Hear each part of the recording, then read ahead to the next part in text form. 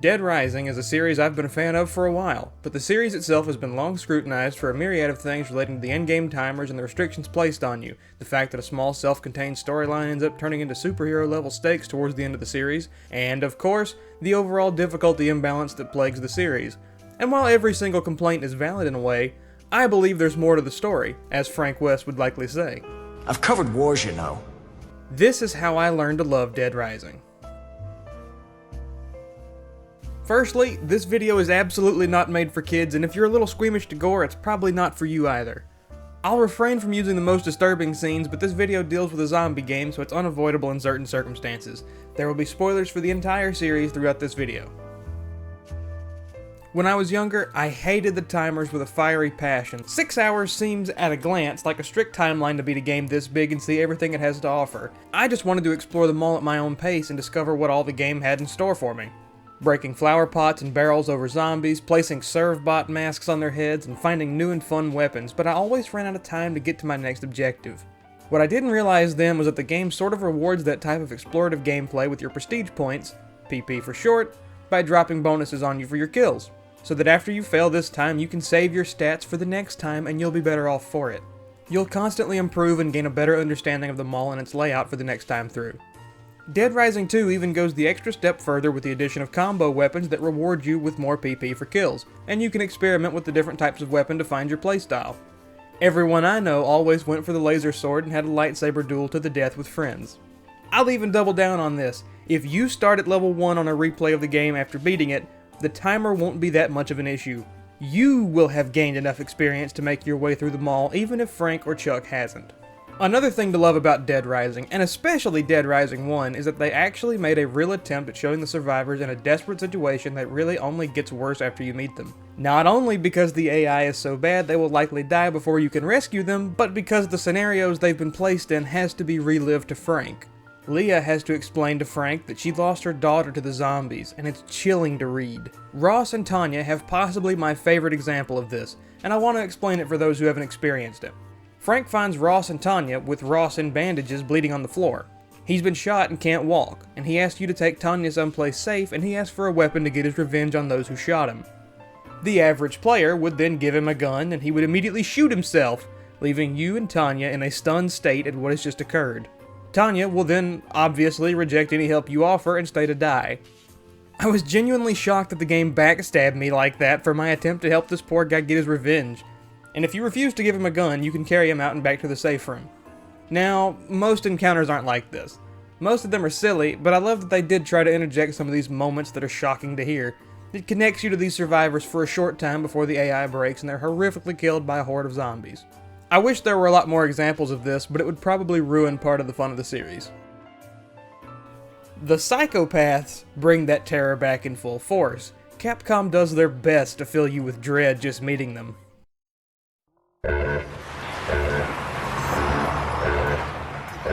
No, no, no, no, no, no, no! Wait. Wait!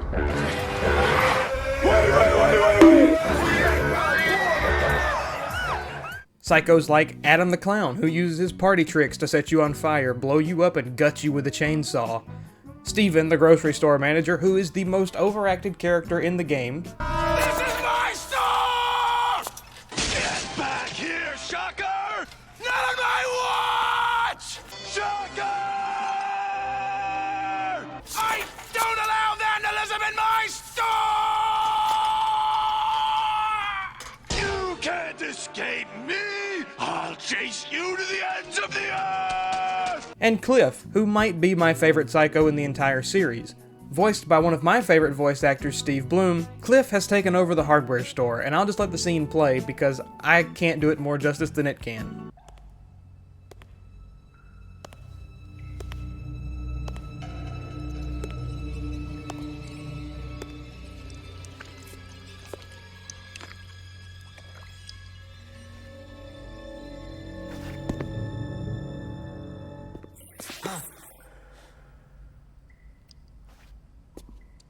You can't tell me, can you, fella?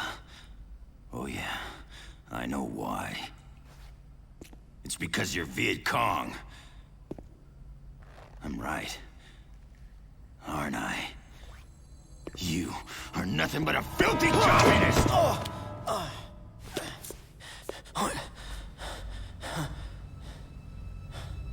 You, son, are gonna tell me where the gorilla's hideout is. By the time I'm done beating information out of you, you are gonna be begging for death to come take you away. This man is terrifying. He's a man on a mission and he's ready for the hunt. His death is special though, because while most of the psychos are fully insane, Cliff has a moment of lucidity before his death, and he explains what made him like this.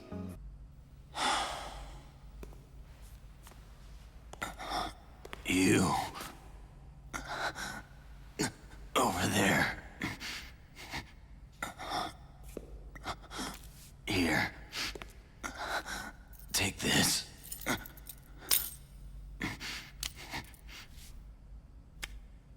My granddaughter. She was done in by those damn zombies. When I heard her scream, I just lost it. Everything went white suddenly.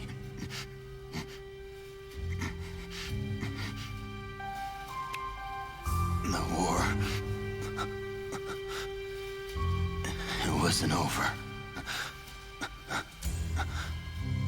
Not for me. It never ended.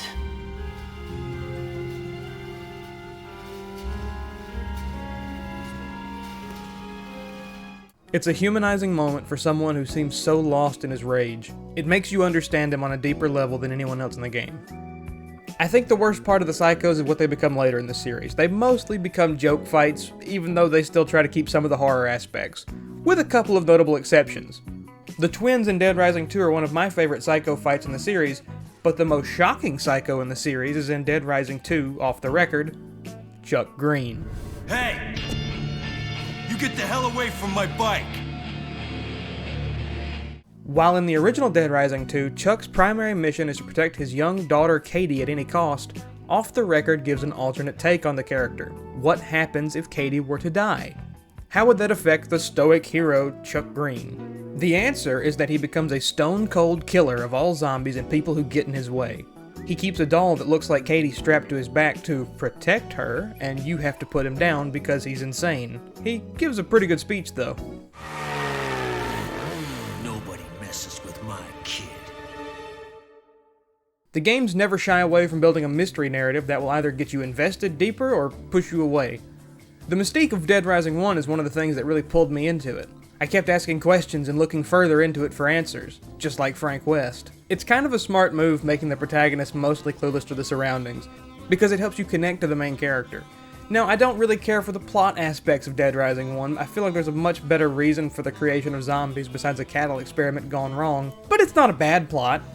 Dead Rising 2 has a much more engaging plot, with Chuck Green being framed as the instigator of another outbreak and him having to find the evidence to clear his name while finding enough Zombrex to save his daughter. Dead Rising 3 tries to connect all the dots together and finish the trilogy in a mostly respectful way, and I can appreciate that. Dead Rising 4 though, look, I'll just say I had fun with it, but it's the worst Dead Rising by a long shot. The plot is basically nonsensical and the characters are unlikable at their core. Just you, sir? We need to get out of here. Do you understand For me? your pictures! Your stupid pictures! I'm a reporter, Vic. That's what I do. I report. And if you can't do the same, if you can't take yourself out of the picture, then you should get the hell out of here. It feels entirely disconnected from everything set up in the first 3 games, and it should probably be left a forgotten standalone if they decide to continue the series. Another bit of praise I'd like to give Dead Rising 1 is the character Brad.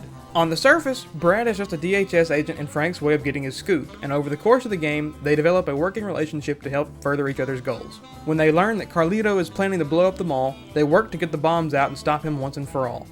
Brad corners Carlito, and while the scene is cheesy, Carlito gets the upper hand, disarming and kicking Brad into the tunnel filled with zombies. It's at this point Frank can choose to go check on Brad or head back to the safe room without him. If you go check on him, you'll find him lying on the ground, mortally wounded, and about to turn into a zombie. The message Brad gives Frank is chilling.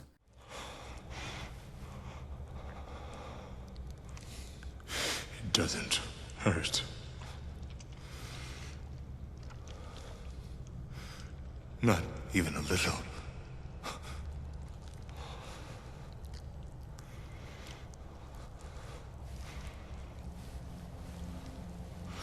I'm already dead.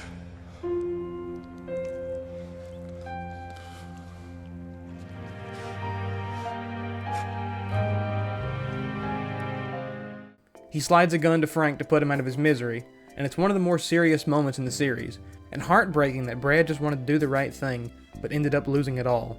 Characters constantly die in this series, but I didn't expect Brad's death to hit so hard. You can tell they put a lot of care into that scene to make it resonate with the players. Rebecca's death scene in Dead Rising 2 is comparable in a way. It's meant more for shock value, but it also gives you a reason to hate Sullivan for assisting in the plot to frame Chuck. Diego's death in Dead Rising 3 might be the most disturbing death scene in the series, to the point I'm not even sure I can include the scene in the video, but Brad's death certainly surpassed both of these because of how it affects Frank. Frank is brought to his knees, and while he normally plays the silent protagonist to let the player insert their feelings into Frank, I think this cutscene is more genuine to how Frank would react. He wouldn't know what else to say, so he says nothing and lets Brad do the talking. Brad, Jesse, and Otis are the only three people who help Frank for most of the plot. And you spend most of the story helping Brad, so he ends up being partners with Frank. It's crushing to see all he's done end up with Brad unable to make it out and finish what he started. Now, Dead Rising 2 takes basically every bit of the gameplay of 1 and improves upon it, just like a good sequel should. It's an insane upgrade and I always have a good time playing it. Specifically, fixing the survivor AI and making them actually worth something, and of course, combo weapons. This is one of the most recognizable aspects of the series, being able to take a large portion of items across the mall and duct tape them together, like a water gun and a gasoline canister to make a flamethrower, or a knife and some boxing gloves to basically make Wolverine claws, or a giant teddy bear and a light machine gun to mow down hordes of zombies. There are so many examples I'd love to give, but I don't want to get repetitive. As I mentioned earlier, the most obvious choice for new players is a laser sword, which is just fun to swing around chopping up zombies left and right. There are a massive amount of these across the games, and the game rewards you for testing out new combinations. Even if you don't have the card teaching you how to use it, you can still make the weapons and get PP for it. Dead Rising 3 and 4 even up the ante by adding combo vehicles that let you take something like a steamroller and a motorcycle, slapping them together, and you can imagine how that would look. All of the vehicles are just insane and make clearing the hordes even more fun with their special attacks. Dead Rising 4 tried to take it even further with the exosuits that give you super strength and new giant weapons to use. I think it's a fun idea, but it feels more like a gimmick in the game. You have to use the exosuits throughout several parts of the game to fight super evolved zombies, but it limits what you can normally do and is more like a vehicle type rather than a new type of gameplay. What Dead Rising 4 does have over the other games in the series is the Capcom Heroes mode, which is easily the best part of the game. In the older games, whenever you would beat it with a certain requirement or unlock a certain achievement, you would be rewarded with a special costume or weapon. In Dead Rising 1, that was a special laser sword with increased damage and durability over all other items, or the real Mega Buster, which will blow apart every enemy in the game almost instantly. In Dead Rising 4, they give you a mode to play as some of your favorite Capcom characters and even use their abilities. You'll have to complete challenges along the way to unlock new costumes, but it feels like something new and fresh, and you'll want to see what else you can do. Costumes like Ryu, Ken, Dante, Amaterasu, and Adam the Clown are my favorites, but there are 17 heroes to play as, and it's the best way to play Dead Rising 4. It's also got a great Christmas theme around the game, with a great theme soundtrack and Christmas lights and decorations all around.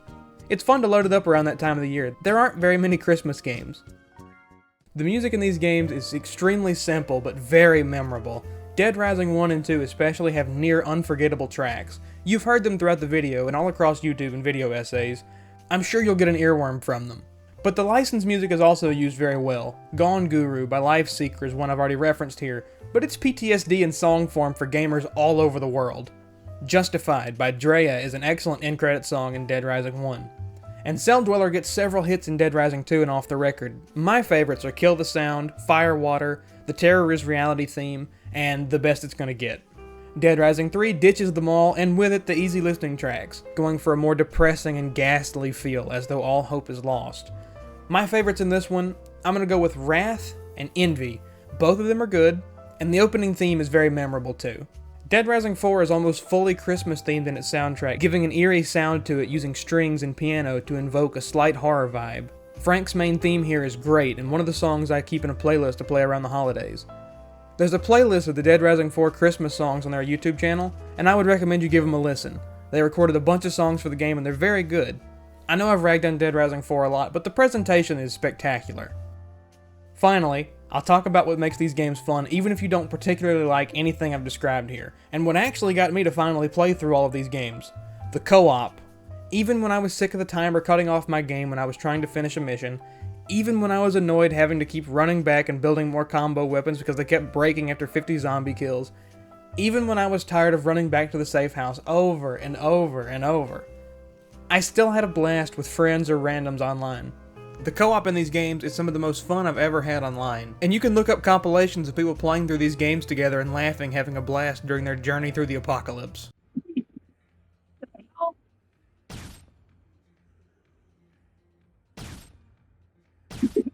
Who's hit? Oh, where dog? I got hit by something.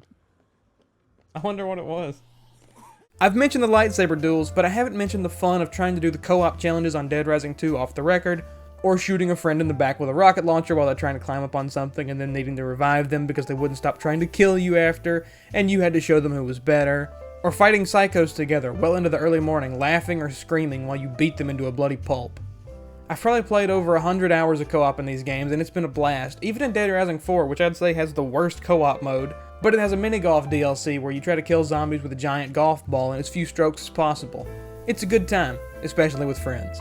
So, I've explained how I learned to love Dead Rising, but I'm very interested in hearing how you came to love it, or if you hate it.